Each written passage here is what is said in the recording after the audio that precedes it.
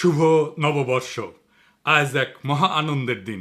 রাক্ষসী হাসিনা আর ফ্যাসিস্ট আওয়ামী লীগবিহীন নববর্ষ। প্রগতিবাদীদের বয়ান ভাঙ্গা এক নতুন সূর্যের দিন। এই দিনকে ছিনে আনার জন্য আমাদের আগুনের মতো হাজার হাজার পোলামাইয়া তাদের জীবন দিয়া শহীদ হয়েছে। তাদের আমাদের জাতির তরফ থেকে সালাম। আমাদের আকাশের তারাদের এই শহীদদের দিয়া নামকরণ করব। এক একটা তারার এক এক নাম দেব। এই শুভ দিনে কাউরে বাম্বু দেওয়া ঠিক না। আর গান্ডুদেরকে বাম্বু দেওয়া কোনো মজা নাই, তাও বাম্বু দিতেই হয়। তো এই শুভ দিনে এনা বাম্বু দিয়াই শুরু করি। আসেন আল্লাহর নামে বাম্বু চলমান হোক। আজারি হুজুর মার্চ ফর গাজায় চোখে একটা সানগ্লাস পরিছে, ভালোই লাগিচ্ছে মাশাল্লাহ।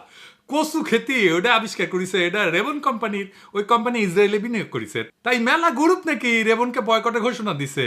ওই রেবনের সানগ্লাস আজারি হুজুর পিন্দিছে, মেলা খারাপ কাজ করছে আজারি হুজুর।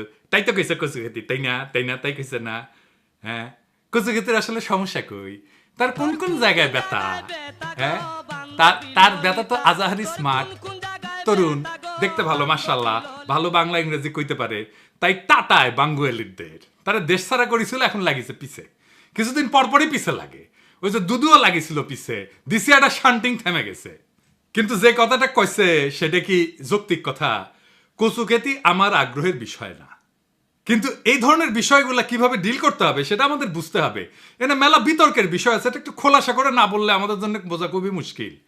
আর এইসব আলোচনা যারা তুলে তারা আসলে কার স্বার্থ রক্ষা করে, আর তাদের এই কুটনামিটা কেন করে সেটা বোঝাটা জরুরি। আসেন আল্লাহর নামে শুরু করি। পণ্য বয়কট বা বিডিএস কি এবং কেন? আপনারা জানেন যে আমি বাংলাদেশে হাসিনা পতনের আগে একটা বেশ সফল বয়কট আন্দোলনে আপনাদের সাথে নিয়ে শুরু করেছিলাম। তাই এই বয়কট আন্দোলন কিভাবে গড়ে তুলতে হয়, কেন গড়ে তুলি, সেটা নিয়ে ব্যাপক পড়াশোনা করতে হয়েছিল। কোন কোন পণ্য বয়কট করবো সেটাও ঠিক করা হয়েছে, অঙ্ক কইসা, কিন্তু আন্দারে কুন্দারে না। আসেন দেখি বয়কট কি, কেন, কিভাবে এটা কাজ করে। বয়কটের উদ্দেশ্য তিনটা। একটা, বিশ্বব্যাপী একটা রাজনৈতিক বার্তা দেওয়া। দুই, ছোট একটা জায়গায় তীব্র আঘাত করা যেন ব্যথা টের পায়। তিন নাম্বার হইতেছে আপনার সমমনাদের ঐক্যবদ্ধ করা। ইন্ডিয়ান পণ্য বয়কটে আমরা ইন্ডিয়ান সব পণ্য কিন্তু বয়কট করি নাই, খুবই সিলেক্টিভ পণ্য বয়কট করেছিলাম, মনে আছে না? প্রথমে করেছিলাম ফাস্ট মুভিং কনজিউমার গুডস, সাবান, শ্যাম্পু, ভোজ্য তেল, টুথপেস্ট, নারকেল তেল ইত্যাদি, যেগুলো ডিপার্টমেন্টাল স্টোরে রেখে থাকে, এমনকি মুদির দোকানেও থাকে, ক্রেতা দেখে কিনতে পারে। এর কারণ ছিল সব মানুষ কেনে, ধনী গরিব সবাই। এইরকম পণ্য আমাদেরকে টার্গেট করতে হবে যেন সবাই এটাতে পার্টিসিপেট করতে পারে, আমাদের প্রত্যেক দিন লাগে এমন পণ্য। এইগুলোই ফাস্ট মুভিং কনজিউমার গুডস। আমরা কেন এটা টার্গেট করেছিলাম বুঝানি, মাথায় রেখেন, কামে দিবে এই সমস্ত কচু খেতেদের ফাইট দিতে। ফাস্ট মুভিং কনজিউমার গুডস ইন্ডিয়ার ইকোনমির সবচেয়ে গুরুত্বপূর্ণ খাত।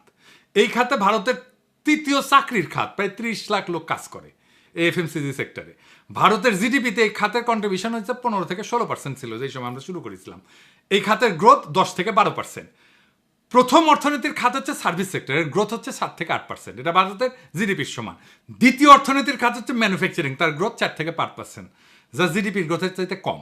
তার মানে ইন্ডিয়ান টোটাল জিডিপি গ্রোথে এফএমসিজির ভূমিকা অত্যন্ত ক্রুশিয়াল, সবচেয়ে বেশি গ্রোথ দেয় সে। এই সেক্টরে গ্রোথ জিডিপির গ্রোথের চাইতে বেশি, শুধু বেশি না, 1.5 গুণ। তো এফএমসিজি বয়কটে আমাদের লাভ কি? একমাত্র এফএমসিজি বয়কটে ব্যাপক মানুষের সম্পৃক্ত করা যায়, এটা লাগে প্রত্যেকদিন কিনতে হয় নিয়মিত। 2 নাম্বার হইতেছে পণ্য চিহ্নিত